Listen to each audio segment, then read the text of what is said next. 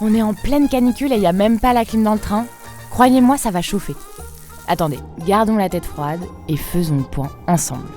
Aujourd'hui, 67% des Transiliens, presque 99% des trains régionaux et 100% des intercités, TGV Inouï et Ouigo sont climatisés.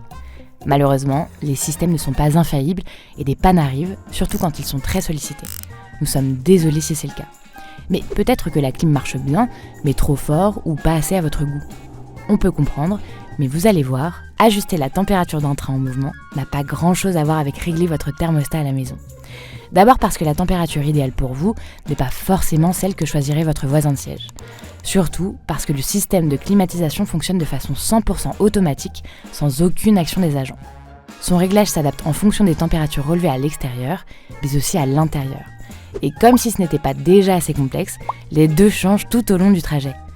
Le système renouvelle l'air et ajuste la température de chaque voiture grâce à 3 modes, chauffage, réfrigération et ventilation.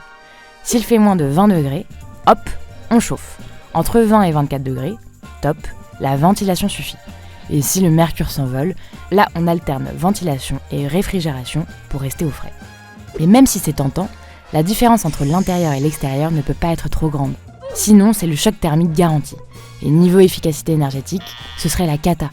Donc, si la température extérieure monte au-delà de 33 degrés, on ne descendra pas en dessous de 26 degrés à bord.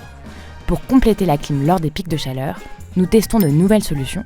Par exemple, peindre les toits des voitures en blanc et appliquer un filtre anti-UV sur les fenêtres de certains TGV. Notre objectif, vous permettre d'arriver frais à destination dans toutes les conditions.